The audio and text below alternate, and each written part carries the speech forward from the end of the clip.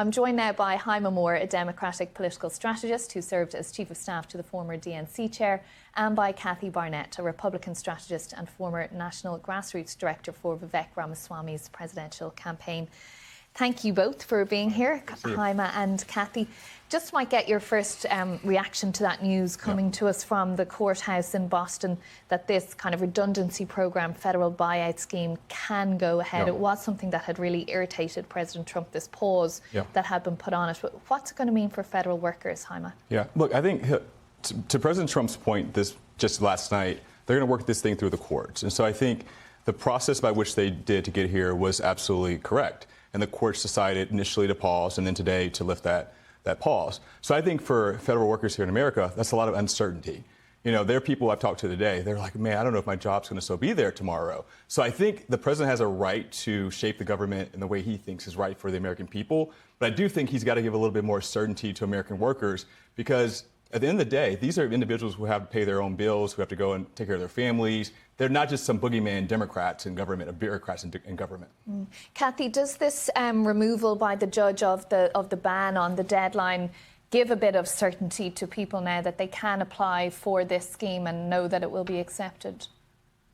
I'm sure it probably does give them some sense of assurance. And to the gentleman on the panel, I agree with the overwhelming majority of what he said, that the American people actually voted for exactly what Donald Trump is doing. There was no surprise. It is not a surprise to the American people. The overwhelming majority of the things that Donald Trump is implementing in this particular term of his presidency, because he talked to the American people about it before the election in November 5th. And so I think that this is exactly what the people have voted for, and it's good to see that some of these activist judges are actually doing what it is that they should be doing. I'm perfectly fine with the pause, but I'm glad to see that that it has carried forward. Of course, the judges would reject the label activist judges there. But just on the point of everything that President Trump has done on the domestic front for the first couple of weeks, we've seen a move in the last 10 days to him tackling foreign policy, haven't we? I mean, we've seen what he's done with Gaza.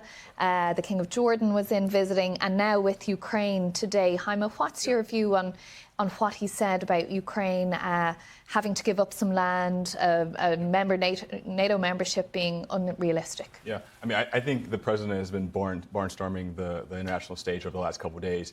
The vice president is overseas, Secretary of Defense is over there, Secretary of State's on the way there now. And so he's made it very clear that he wants not only reshape American and domestic policy, he wants to reshape international relations. So that's just a fact. But I do think when you think about Ukraine, you think about Russia, think about this war, think about Gaza, think about Israel, I think one thing is true. Donald Trump said exactly what he felt when he was running for president. And so I think we can't be shocked. He was very clear about what he thought would happen in a deal between Russia and Ukraine. He believes that Ukraine will not regain all of its territory back. He believes it's not in their interest to do so. And so I don't agree with that, but I do think the president's been very clear about it. And it seems like the Ukrainian president also agrees and would like to have a deal with Russia. So I don't know how this is all going to start out. It seems like things are moving toward a deal. I don't necessarily agree with how he's handling these things, but he said this and he's doing it. And Cathy, one of the other things President Trump said today as well is that he will meet President Putin potentially in Saudi Arabia. What's your view of that meeting happening? I believe it will happen. And I believe what we're watching is the remaking of America, not just domestically, the remaking of our country, which, again, I believe the American people voted for. But we're watching the remaking of America as how we interact with the international community. And I believe that, and we're watching it, even with I believe Donald Trump saying he's going to turn Gaza into a resort community is really hyperbole, but the point of it is to bring countries like Egypt, Jordan, Saudi Arabia, who have been, for the most part, silent as it relates to the people, the Palestinian people, but to bring them to the table and to force their hand to get involved. And that's exactly what Egypt did today in announcing that they are going to bring the three that I just mentioned to the table to figure out what it is that they need to do to end this war. And so, again, I believe everything that we're watching, to some people, it may seem like a madman running around, but Donald Trump has been very clear, very strategic about the remaking of America within and without. There does seem to be a strategy here, Jaime. Yeah. All right. What do you think of a meeting between Presidents Putin and Trump? I think it's unbelievable to even think we're talking about that right now. But look, I think Donald Trump has always said this, even when he was president the first term. He believes that we should talk to our adversaries, regardless of if we agree with them or not. And so I don't disagree with him having a meeting with President Putin. I think he's got to be very clear that he's the American president. I think Americans want him to make sure that he's representing our interests, not international interests, not Russia interests.